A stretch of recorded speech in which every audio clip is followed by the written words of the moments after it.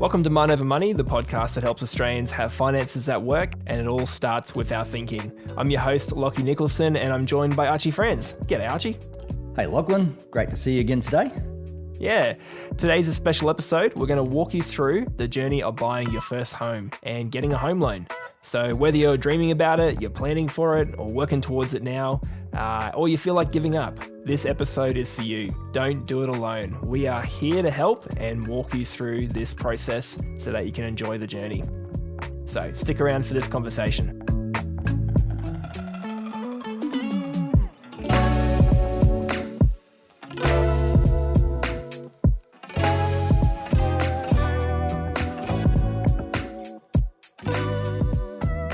So as mentioned in the intro, today's conversation is going to be one of those ones that we point people back to again and again, because today we're talking about the journey of buying your first home. And we're going to run through it at a high level. There are 6 key steps from assessment to deposit to finance to settlement. And we're going to spend just a little bit of time on each step. If you want more details, however, check out this beautiful ebook that we put together. You can download that for free at our website. So read that, save that, print it out, send it to your friends. You can do all that by clicking the link in the show notes. Just give us your first name and your email, and we'll get that to your inbox today. So you can hit pause and do that now, unless you're driving. Keep your eyes on the road. You can come back to this later. Also, we will not spam you. We'll just send you a quarterly, I think it's quarterly now, property email. That only when we have helpful information. We're not gonna barrage you with more noise. That's what the news is for. So, okay, Archie, let's get into it. Are you saying the news is all about noise? Oh yeah. What else is it for? We're not gonna do that. So, okay, Archie, what's step 1? So step 1 is to assess your finances. This one's why you need someone to help you out, because it's all about getting clarity around your financial situation. And there's a lot of internet junk, misinformation out there on how to buy a home and, you know, how to borrow money. And basically it is a heap of noise, and it's a heap of negative noise. Yeah. And what you need is you need someone on your side that's positive, that understands what's involved, and that can help you actually get the right mindset so that you'll come out, you know, as a winner. And, you know, there's a fair bit to it, but it doesn't have to be a bad process. It can be a really good process as long as we get some help there. So getting someone on your team, which would be a broker, helping you to look at your financial situation and understand what's going on in your world, and to get rid of all the junk and rubbish that needs to, you know, get exited out of our minds that we've picked up along the way. Because honestly, family and friends, you know, they mean well, but, you know, they're listening to the same junk. Yeah. And we see people just stall for years, and you know, they're looking at these articles going, oh, it's tough out there, you know, now's not the time, and they just miss out on opportunities. And so so we want to create that winning strategy, and that starts with getting assessed with what's possible for you and creating that strategy. And you can't get that from Reddit, you can't get that from newspapers, even listening to a podcast. You got to work with someone like a professional, like a mortgage broker, to get that strategy in place. And it's all about the strategy, because one, you know, like I love saying to people, look, we can have you in a home in under 12 months. And that's what we end up doing, because once we get a strategy and we get clarity, we can put everything in place that needs to be in place, and it will all happen. And that's what I love seeing. I love seeing that, you know, come to fruition. So when you say assess your finances as step 1, you're really saying, let's understand what our financial situation is. Let's get past the misinformation, really see what's possible, understand what we can actually do. Because if we don't, we tend just to default to being very negative, and then we'll keep picking up that other negative misinformation that's out there, which then holds us back from taking action. And put a strategy in place that becomes the focal point, because again, there's what we call government incentives or schemes and stuff going on, and you know, those things can just mess with our mind and not actually help us to get our first home. And so we want to clear all that noise and make sure that, you know, that we understand what we need to do. Yeah, it's good to point out there. Grants and incentives are nice to haves. They may be relevant to, to put into the strategy, but they are not the strategy. So if you catch yourself saying something like, oh, I need to do this before X runs out, you're probably getting sold to if you're under that time pressure. Okay, so that's step one. Step two is to save a deposit, which is funny because most people would think that's step one. But what we found that if people don't assess their situation and they're just saving for a deposit without that clear goal, they often give up. Yeah. And so that's why we're putting this as step two. So do you want to walk us through that? Yep. So we've got clarity and we've got a strategy that we're starting to work to now. So we can set a time frame and we can calculate, how we're going to actually save this money. And again, this is what I love doing with people and our brokers love doing is that, there's a lot of money on offer that we don't even know about. Yeah. That's actually in our world. And we love exposing that money and bringing that money out and getting it into your cash flow and getting it into your house deposit. And that could easily be 20 grand in the first year. We do see that a lot. Yeah. Yep. So we get that deposit target sorted out as to how much we're targeting and how we're going to put that together. So part of that might be to use the First Home Super Saver Scheme, where we can pick up some really good tax benefits, get the money away from ourselves where we can't touch it. Out of mind, out of sight, out of mind, is the old saying. So, and it's amazing how fast you can save money when you've got that system in place. Yeah, and who doesn't love the government tipping your money in tax savings? Oh, yeah. I mean, that's a pretty good deal. It is a good deal. So as we're saving towards our deposit, we also have to factor in things like maybe LMI on top of that deposit, right? Do you want to walk us through what is LMI? Yep. So LMI is loan mortgage insurance. So if we come up short on our deposit, so under 20%, we can use LMI to put a guarantee in place which protects the bank to enable us to borrow extra money. Okay. The benefit here is that LMI can be actually a really good thing for us because if LMI allows us to buy a house now rather than 2 years' time, we can save $50,000 on rent. Yeah. If we're paying $500 a week in rent and we're going to get into a house 2 years earlier, that'll save us $50,000, and the loan mortgage insurance might cost $4,000, $5,000, maybe $9,000. It all depends on how much we're borrowing. Yeah, okay. And so we can weigh it up, and that's again why you want someone on the journey with you is to actually weigh these things up and remove, those things that we might have picked up along the way, where people are saying don't pay LMI, and you got to get rid of that junk again. Yep. And look at your situation and what's good for you. And what's going to work for you. So LMI can be a good part of that. But also, we've got the other incentives that the government's giving at the moment where we can do a 5% deposit with no LMI. And so the government can actually save us, probably another, 20 grand at the moment because they can remove stamp duty, they can, remove LMI because of these incentives they're giving us.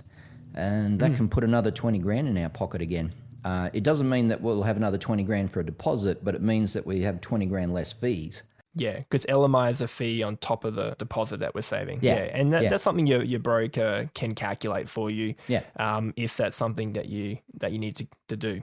Yeah. So it's not. Yep. So I guess in summary, it can be a good thing. It's not a bad thing. It's not something that should stop us as a fee from getting into the home. Again, come back to the strategy. Yeah. Yeah. Yeah. Back to the strategy. Yep. The last thing around like a deposit is we could get some gifts or money come in, which makes up part of our deposit. But what the bank's going to be looking for is, have we got genuine savings? And so rent can count towards genuine savings. Yeah. So it's a good thing paying rent. So if you're living at home and you're not paying rent, you got to have genuine savings. Yep. So don't rely on mum and dad, giving you the deposit or anything like that, because that's not going to fly with the banks. They want to see that you're genuinely saving money, and rent's a good one for that. And again, the Super Saver Scheme is a great way of, showing that you're saving your money as well. Yeah. Cool. We'll put more details to that in the ebook. Oh, yeah. So step number 3 is find a suitable home. Now, why do we say suitable home, Archie? Aren't we finding the dream home? Are we going all max on this? Yeah. So again, this is why you want someone on the journey with you, because it's very easy to get caught up in all the emotions of buying a home. Yep. And again, this is often where people start here thinking this is the place to start, to actually find the home. Yep. This is not where you want to start. You want to start back on the first 2 steps, work out your finances, then start to work on your deposit before you start looking for a home. Yeah, if you start here, you'll just get discouraged. And we find that people get into a time pressure if they start at this step. Yep. Except it's a time pressure where they can do nothing about it. Yep. So it's a nightmare to watch. Yeah, it is. Yes.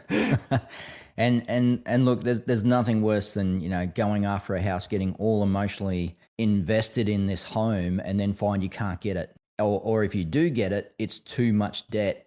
And then you've got a lifelong problem of, trying to get out of debt. So that's where the first 2 steps are just so important. Yeah, it reminds me of that saying, you got to slow down to speed up. So taking the first 2 steps to get the strategy and deposit in place, then you're actually able to do something with clarity. We always say at Waymaker that preparation meets opportunity. And I think it's true, right? Often in life, I'm just speaking generally here, even beyond getting a home, we see that we don't even actually see what opportunities that we miss if we're not doing the preparation work. But as we prepare, it's in that work we discover those good opportunities. We're getting a little philosophical today on the podcast. So preparation meets opportunity. So with finding a home, there's some things to watch out for. And this is our first home. So, let's look at the next 5 years and just say, okay, this is my home for the next 5 years. This is a home where I can really break the back on a home loan. Yep. The first 5 years is so important to break that back on the home loan and set yourself up to move into your next home. Yeah. And, if you need to, if you're growing a family and you need to get into something bigger, then... So it's not the dream home. It's maybe not the forever home. Yeah. It's looking at what's for the next season, 5 to 7 years. Yep. And we want to get into a mindset where we'll make concessions. Yep. So we got to look at our priorities and go, okay, what are we going to make concessions on here?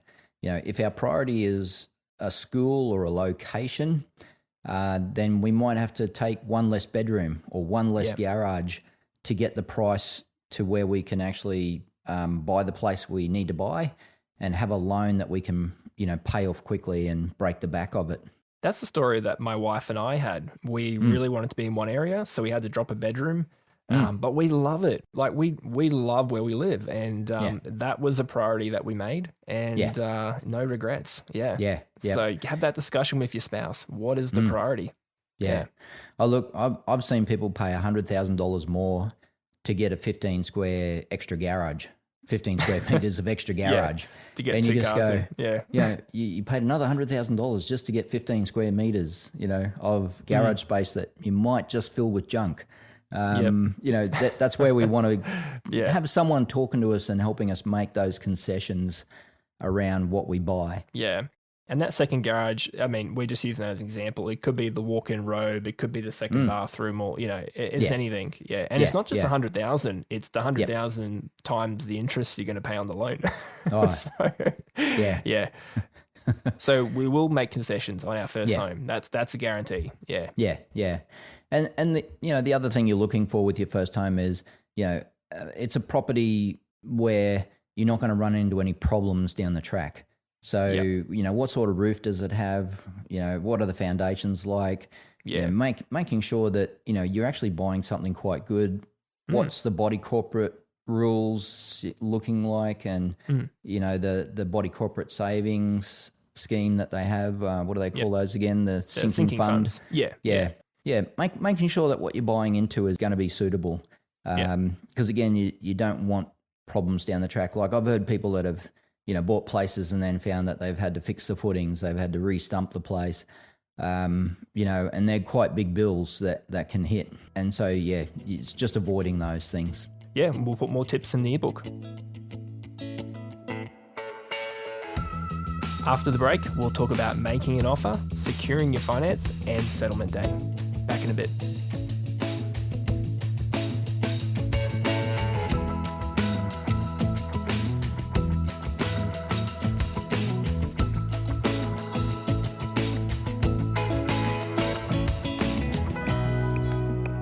Okay, step 4 is to draw up a contract. Or this depends on what state you're in, I guess, making an offer or drawing up a contract. So once you've found a place, you want to get a contract to the seller ASAP. I mean, we were just talking to someone about this before. If you kind of dance around with those expression of interest forms, mostly these are just for agents to use for their advantage. What you want, if you're serious about a place, is to get a conveyancer or a solicitor to draft a contract and present it, because the agent has to then take that to the owner, and they actually can't give advice on that. They have to present it to the owner, and it's really up to the owner to make that decision to either come back to you or not. So it gets you into the negotiations quicker. So yeah, our tip is there, just don't stuff around with it, because the more time you give, you're just giving time for the agent and other buyers to come and bring the price up potentially. So yeah, you've also got to manage your emotions. So the quicker you move here, the easier it is to manage your emotions. The longer things drag out, the more our emotions get pulled in, and the harder it is to make good decisions around buying a house. Moving quickly is very important here. So that means at this stage you need a solicitor or a conveyancer. Yeah. You really must have one on board ready to start negotiations, to create contracts, and to work things through. So finding one of those is going to be so important. Yeah, because they're the one that's going to draft and review those contracts. They'll also help you do due diligence on the property. So they might be suggesting a building impairs. They putting clauses in the contract to make sure you don't get caught out. They actually will be suggesting these things. Every state is a little different here. So I think if you're in New South Wales, you have to put an offer in first. They accept it, then they draw up the contract. But in Queensland, you can just draw up the contract and present it as the offer. Now that's not legal advice. Again, speak to a solicitor or a conveyancer. It's at this. We can say this at this point is where you want to have high communication with the solicitor or the conveyancer. Same thing, really. And you also want to have high communication with the broker. Don't leave the broker in the dark, because they need to be updating your situation as you go. Exactly. Yeah. So you got a few people that you're working with here at this point. And these are all professionals that are helping you with this. And so it really makes a big difference in the end. So I've seen people miss this whole section, and all it does is create a lot of angst and a lot of stress. And eventually, when the solicitor or conveyancer gets involved, they're just seeing problems, and it all becomes very, very stressful. Yeah. If your solicitor says, look, I need to see the easement plans, we're waiting on a check from council, don't take it personally, don't take it emotionally. They're protecting you from potentially buying a dud. So that's right. Really, again, we want to slow down to speed up. And we've got to have good professionals working with us around that. Yep. So definitely. Yeah. So don't go cheap on these ones, because cheap means you don't get proper service. So you got to pay a little bit for your legal fees, but it's really well worth it, because it'll save you a lot of money in the long run. Yeah. And it's even great to go local if you can, because you might have to run down and sign something. So step number 5 is to secure your finance. So we've made an offer, we've drawn up a contract, and now it's time we can actually put in an application with the bank to get that finance in place. But before that, Archie, what does the broker prepare for that? So we prepare what we call a SOCA.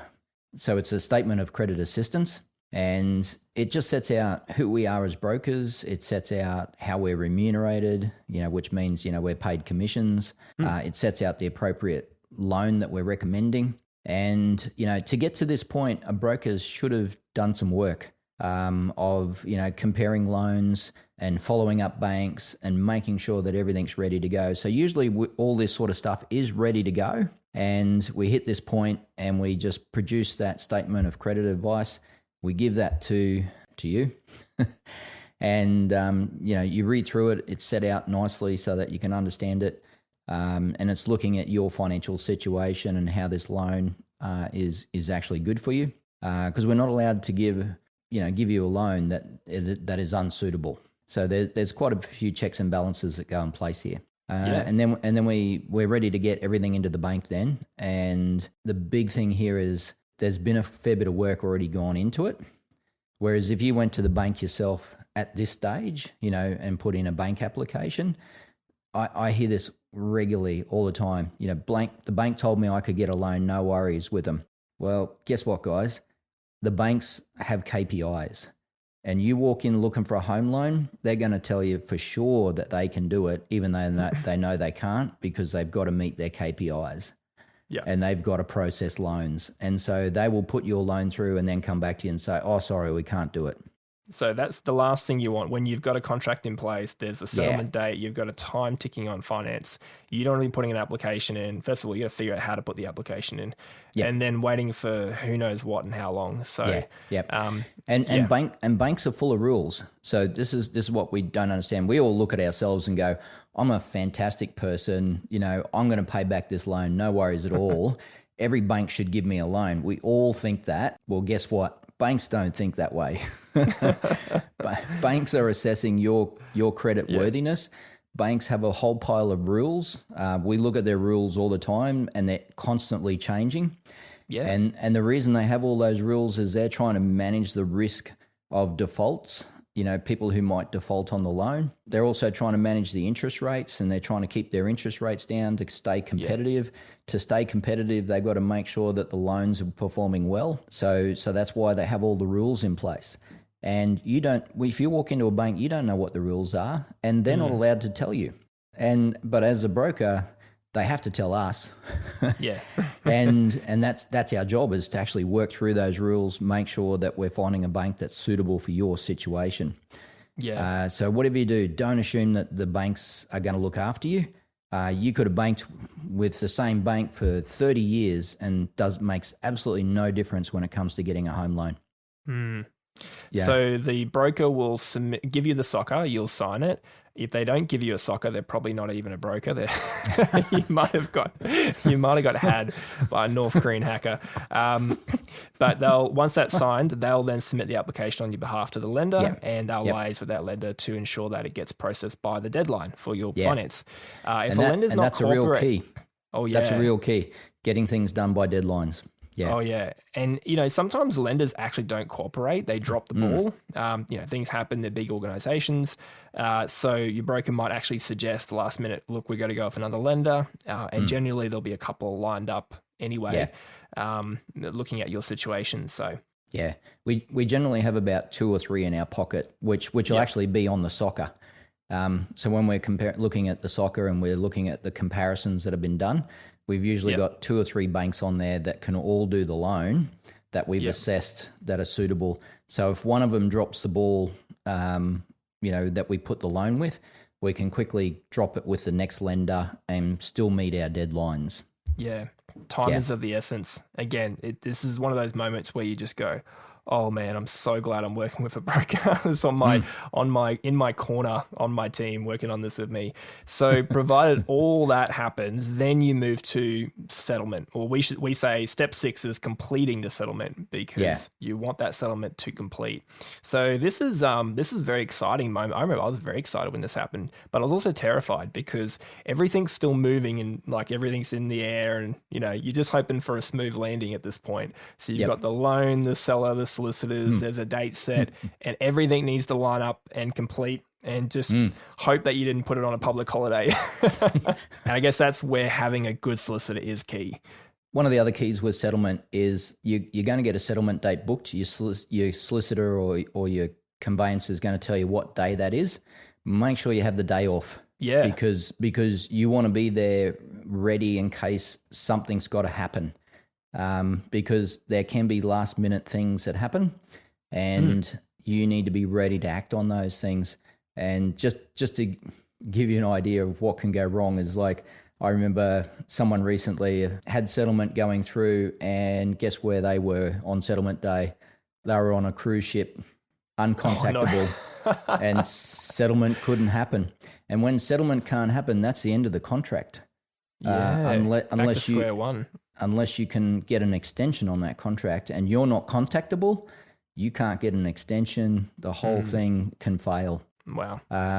So you want to be ready. You want to be ready for any last minute things that need to go through. Yep. And hopefully you've got everything prepared beforehand. And so that means making sure that your solicitor or your conveyancer has all the money that they need to complete the settlement. Yep. Because at settlement, stamp duty's got to be paid, registration fees have got to be paid, legal fees have got to be paid, lender's mortgage insurance has got to be paid, establishment fees, adjustments, everything's got to go through in one hit. And this is what we usually refer to as funds to complete, right? Yeah, yep, that's it. Yeah. So, and you would have also transferred your funds to the solicitor beforehand, right? Ready to pay those fees and adjustments? Yeah. Yep. Yeah. Yeah. I remember when I called my solicitor on settlement day, I said, all right, you're all ready to go. And he said, oh, is that today? He was having a go at me. I said, that's not funny. I had a heart attack when he said that. And he's like, oh, it gets them every time. I was like, not funny. So yeah, there's a lot that happens at settlement. So it all happens. It can feel a bit chaotic, but good solicitors, they're on it. All the adjustments get made. And you will put the details as what those adjustments are in the ebook. Yeah. So once that settlement's complete, you'll receive the keys to your new home at that agreed time and place, either from the seller or a real estate agent or sometimes a solicitor. And yeah, that's it. Congratulations. You bought a home. Yep. Woohoo. Yeah. But before you pop the champagne, it is your legal responsibility. Once the contract is signed by both parties, the responsibility for that property is now transferred to you, which means you need to have insurance in place on that home, starting straight away. Yeah. So, and that's something that our brokers can help you arrange, get an online quote for you through our insurance partner to make sure you're covered there from day one. So wrapping up, buying a home, we got 6 neat steps here, but really there is a lot going on. And so the more time frame we can give ourselves, the better. So as we said before, if you start at buying the home, you're starting at the wrong place, and that's going to cause you a lot of problems. So go through the steps, work it through, have a great journey, and you'll be so pleased when you get into that first home. Yeah, I think our biggest tip is just don't do it alone. Yeah, if you're going to walk away with anything here, work with a Waymaker advocate and a mortgage broker, and we can help you get prepared to buy the home. And then when it comes time that you're ready, we can walk you through that process of getting the home loan and securing that finance. So if you guys have any questions and you want to speak to a broker or learn more about our First Home Accelerator program, which again helps you get ready for your finances, puts heaps of savings in your pocket, then talk to a Waymaker advocate at waymakerfinance.com.au. The link is in the show notes, where you'll also find the ebook. You can download that. So check that out. Okay, cool. Well, thanks everyone for listening.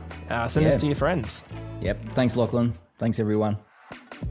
Mind Over Money is for education purposes only and does not consider your personal financial situation. And this is not legal advice either. So if you'd like to speak to someone about buying a home, your personal finances, head to our website, waymakerpodcast.com.au, and click the button Get Financial Help to connect to one of our wealth partners. Thanks as always to listening to Mind Over Money. Thank you for leaving a rating and review of the show, and we'll see you again next week. Bye for now.